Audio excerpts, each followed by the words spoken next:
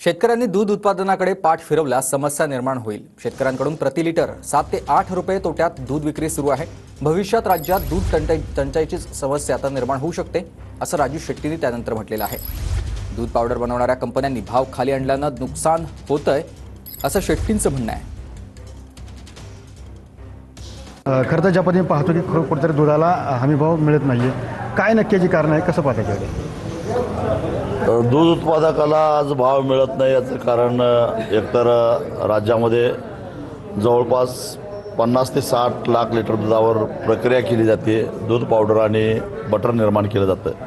दूध पावडरचे भाव सातत्यानं कमी होत चाललेले आहेत, आंतरराष्ट्रीय बाजारातही कमी व्हायला लागलेले आहेत। तेव्हा या दूध पावडर तयार करणाऱ्या कंपन्यांनी खरेदीचा भाव खाली आणलेला आहे आणि त्याचा एकूणच बाजारपेठेवर परिणाम होऊन दुधाचा भाव 38 वरून आता 25-26 रुपयापर्यंत खाली आलेला आहे। कारण दूध उत्पादक शेतकरी आज ह्या घडीला जवळपास लिटर पाठीमागे 7 ते 8 रुपये तोट्यामध्ये दूध विकायला लागलेलं आहे। परिस्थिती अशीच राहिली तर त्याच्या गोट्यातली जनावरं कमी होतील आणि मग भविष्यामध्ये राज्याला दूध टंचाईला सामोरं जावं लागेल। हे न परवडण्यासारखं आहे आणि एकदा जर का उत्पादक दूध उत्पादनाकडे जर का पाठ वळवली तर एक वेगळी समस्या निर्माण होईल।